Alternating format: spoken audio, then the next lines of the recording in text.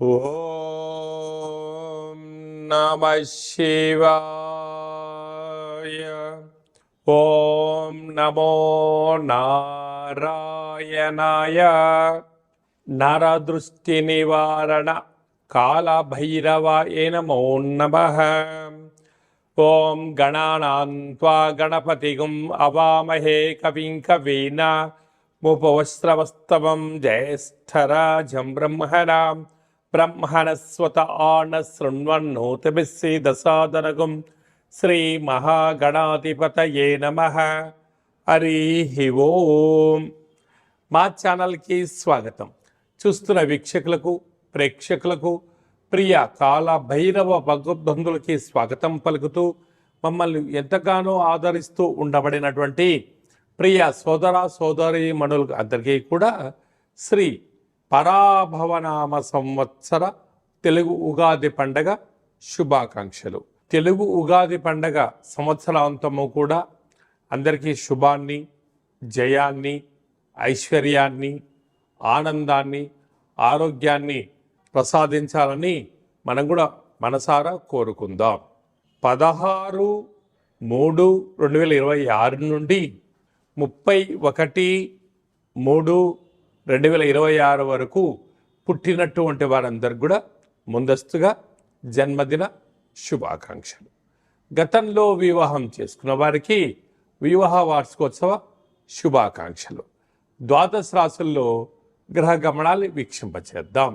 మిథున రాశిలో దేవగురు బృహస్పతి సంచార స్థితి, సింహరాశిలో కేతు సంచార స్థితి, కుంభరాశిలో కుజ బుధ రాహు సంచార స్థితి, మీనరాశిలో ఏడాది తర్వాత రవి భగవానుడు శని భగవానుడితో కలిపి శుక్ర సంచార స్థితితో ద్వాదశ రాశుల్లో గ్రహ గమనాలు ఈ విధంగా ఉన్నాయి. మీనరాశి వారికి ఒకవైపు ఏలనాటి శని మధ్యమ సంచార స్థితి జరుగుతూ ఉండగా, ఏడాది తర్వాత రవి భగవానుడు మీనరాశిలో శని భగవానుడితో సంచారంలో ఉన్నప్పుడు ఆకస్మికమైన ప్రమాదాలను, గొడవలను, ఇబ్బందిని ఎలా తొలగించుకొని ఐశ్వర్యప్రాయమైన జీవితాన్ని ఎలా పొందాలో ఈ వీడియోలో సవివరంగా సంపూర్ణంగా తెలుసుకుందాం. మీనరాశిలో ఏ నక్షత్రాలు వస్తాయనగా పూర్వాభాద్ర నక్షత్రం చివరి పదం 4వ పదము, ఉత్తరాభాద్ర నక్షత్రంలోని 4 పాదాలు, రేవతి నక్షత్రం 4 పాదాలు కలిపితే మీనరాశి. రాశాధిపతి దేవగురు బృహస్పతి, రాశిలోనే ఆత్మకారకుడు రవి, కళత్రతకారకుడు శుక్రుడు, ఆయుకారకుడు శని భగవానుడు మీనరాశిలో జలరాశిలో ఉన్నప్పుడు వీలైనంత వరకు ఓపిక, ఓర్పు, పట్టుదల, సహనం, సత్ప్రవర్తన అవసరం. కోపం, ఆవేశం తగదు. వివాదాలకు దూరంగా ఉండాలి. వీలైనంత వరకు అనేక విషయాలలో విషయ పరిజ్ఞానం తెలిసి ఉండాలి. తెలిసి ఒకటి తెలియకొట్టి మాట్లాడినా వివాదాలు చుట్టుముట్టే పరిస్థితి ఉంటుంది. అలాగా జలంతో, విద్యుత్తుతో, యంత్రాలతో మీకు ప్రమాదాలు పొంచి ఉన్నాయి. తస్మాత్ జాగ్రత్త. అర్ధాష్టమ గురు సంచార స్థితి ఉన్నప్పుడు గురువులతో, తల్లిదండ్రులతో సత్ప్రవర్తన చాలా అవసరం. వారిని అనడం కానీ అనిపించుకోవడం కానీ చేయొద్దు. ఇలాంటి కాల సమయంలో సంవత్సరంలో చివరి ఆదివారము, గురువారము, శనివారము, సంవత్సర ప్రారంభకాల సమయంలో మొదటి ఆదివారము, శనివారము, గురువారము ఉపవాస దీక్ష అవసరం. గురుచరిత్ర పారాయణం అవసరం. శ్రీ మేధా దక్షిణామూర్తి స్వామి యొక్క స్మరణ, గోమాతకు ఆహారాన్ని ఏర్పాటు చేయడం ఆవశ్యకత. ఎన్నడూ లేని విధంగా వ్యయంలో రుణరోగ శత్రుకారకుడు కుజుడు, బుద్ధికారకుడు బుధుడు, వాస్తు నరదృష్టికారకుడు రాహు సంచారం చేయనప్పుడు కుజదోషం ఉండడం వలన వివాదాలకు దూరంగా ఉండాలి. పోలీస్ స్టేషన్లు, కోర్టు సమస్యలు పొంచి ఉన్నాయి కనుక ఇలాంటి కాల సమయంలో ఇంట్లో కూష్మాండ దీపము, కాళభైరవ స్వామికి స్మరణ, ధ్యానం అవసరం. వాహన ప్రయాణం చేసేటప్పుడు తగు జాగ్రత్తలు కూడా అవసరం.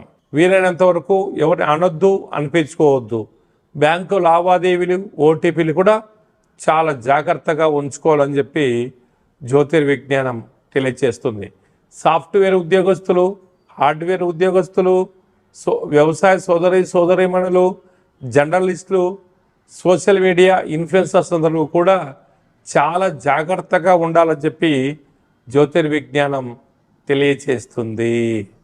మార్చి మాసంలో ద్వితీయార్థంలో ముఖ్యమైన పండుగల గురించి క్లుప్తంగా, సవివరంగా, సంపూర్ణంగా తెలుసుకుందాం. 17వ తారీఖున సోమవారము, తెలుగు సంవత్సరానికి చివరి సోమవారము, మాస శివరాత్రి సందర్భంగా మహాదేవుడికి రుద్రాభిషేకం చేసుకోవడము యోగదాయకం అని చెప్పి గమనించగలగాలి. అలాగనే 18వ తారీఖున బుధవారము, అంటే మంగళవారంతో కూడుకున్నటువంటి అమావాస్య, బుధవారం రోజు కూడా అమావాస్య ఛాయలు కొనసాగుతూ ఉన్నాయి. కనుక మనము తెలుగు సంవత్సరానికి చివరి అమావాస్య అవ్వడం వలన ఇంట్లో కూష్మాండ దీపాన్ని వెలిగించుకొని ఇంటికి దిష్టి తీసి బయట వేయడము, చాకలి వారితో ఆశీర్వచనం తీసుకోవడం వల్ల సకల శుభం కలుగుతుందని చెప్పి గమనించాలి. అలాగనే మనకు 19వ తారీఖున శ్రీ పరాభవనామ సంవత్సరము ఉగాది పండగ ప్రారంభము. ఆ రోజు మనము మంగళ స్నానమును ఆచరింపచేసి షడ్రుచుల సమ్మేళనమైనటువంటి తీర్థప్రసాదాలు స్వీకరించడము, పంచాంగ శ్రవణము, దేవతా దర్శనము, తల్లిదండ్రులకు గురువులకు నమస్కారం చేయడము శుభసూచకం. అలాగనే మనకు 27వ తారీఖున శ్రీరామనవమి అనగానే రాముడి కళ్యాణంలో పాల్గొనడం వలన సకల శుభాలు, ఐశ్వర్యం కలుగుతాయని చెప్పి గమనించాలి. అలాగనే మీ వ్యక్తిగత జాతకం తెలుసుకోవాలనుకుంటున్నారా?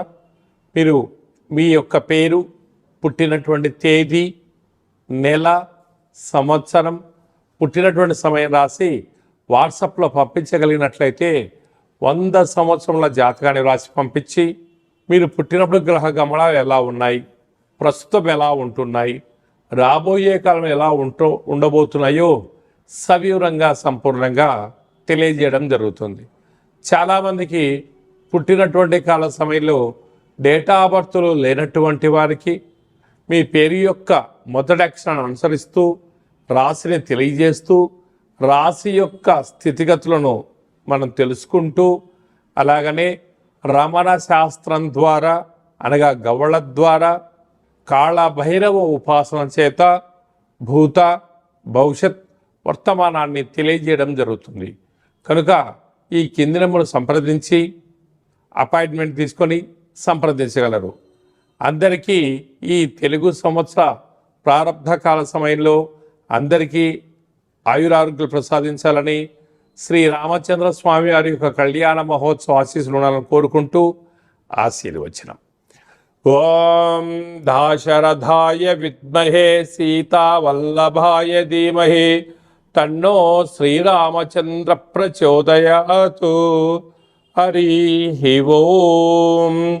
శతమానం భవతి శతాయు పురుష సతేంద్రియ ఆయుష్యేవేంద్రియే ప్రతిష్టతి. ధనం ధాన్యం బహుపుత్రలాభం శత సంవత్సరం దీర్ఘమాయు.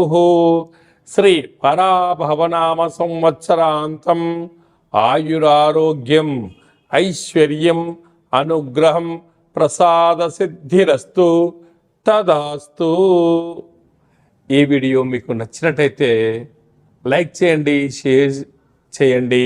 మా ఛానల్ యొక్క ఆధ్యాత్మిక వీడియోలు అందరికన్నా ముందుగా మీరు చూడాలి అన్నట్టయితే గంట సింబల్ ప్రెస్ చేసి ఈ యొక్క భక్తి సమాచారాన్ని భగవద్బంధులకు, మిత్రులకు, స్నేహితులకు చేరవేసి హిందూ ధర్మాన్ని కాపాడండి.